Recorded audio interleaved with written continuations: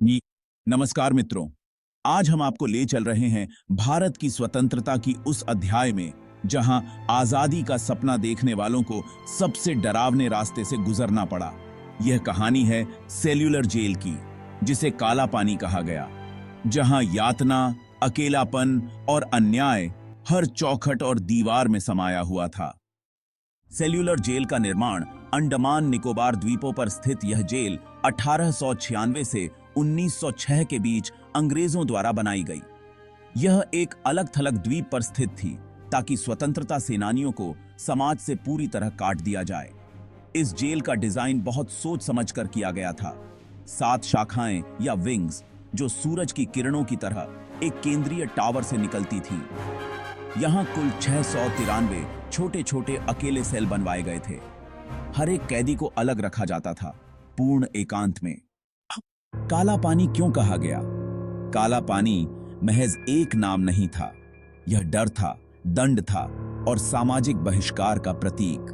भारत की मुख्य भूमि से हजारों किलोमीटर दूर समंदर के उस पार ऐसा माना जाता था, जो एक बार यहां गया समाज में लौट नहीं सका। यह नाम भारत की संस्कृति में समाज से कट जाना मृत्यु के समान माना जाता था। किन्हें भेजा गया काला पानी? यहां लाए गए कैदी कोई साधारण अपराधी नहीं थे। वे थे वो नायक जिन्होंने भारत को आजाद देखने का सपना देखा। वे थे क्रांतिकारी, साहित्यकार, नेता और त्याग की मूर्तियां। कुछ प्रमुख नाम थे। मौलवी फजल ए हक खैराबादी, 1857 की क्रांति के विद्वान नेता। मौलवी अलाउद्दीन, हैदराबाद विद्रोह के सेनानी। शेर अली, जिन्होंने अंग्रेज गवर्नर की हत्या की थी। सचिंद्रनाथ सान्याल, क्रांति की नींव रखने वाले। बटुकेश्वर दत्त, धर्मनिरपेक्ष भगत सिंह के साथी। योगेंद्र शुक्ल, बिहार के नायक। इन सभी को आम अपराधियों की तरह नहीं, बल्कि राष्ट्रद्रोहियों की तरह यातना दी गई। कैदियों पर अमानवीय अत्याचार।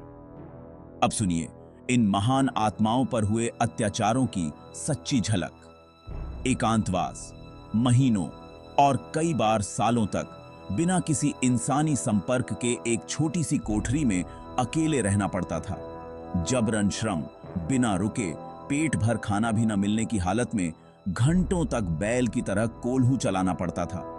मारपीट और यातना, जरा सी गलती के नाम पर लोहे की जंजीरें, कोड़े और बेंत से निर्मम पिटाई होती थी। भूख से मौत।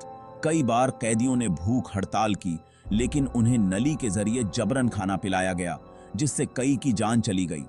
महावीर सिंह, मोहन किशोर नामदास, मोहित मोइत्रा, ये नाम ऐसे बलिदानों की मिसाल हैं।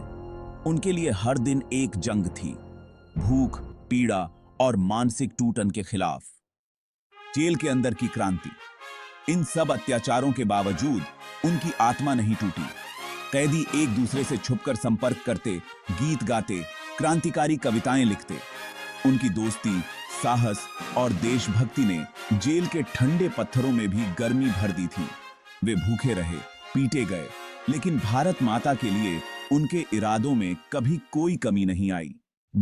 सेल्यूलर जेल आज यह जेल एक राष्ट्रीय स्मारक है। हर शाम यहां लाइट एंड साउंड शो होता है, जिसमें उन वीरों की गाथा गूंजती है। सैकड़ों लोग हर साल यहां आते हैं, उस इतिहास को महसूस करने जिसे किताबों में नहीं, बल्कि महसूस करके ही समझा जा सकता है। समापन संदेश। सेल्यूलर जेल केवल एक जेल नहीं है, यह एक प्रतीक है त्याग का, बलिदान का और चेतना का। जिन्होंने हमारी आजादी के लिए अपना सब कुछ खो दिया, हम उन्हें आज भी पूरा सम्मान, प्यार और श्रद्धांजलि प्रदान करते हैं।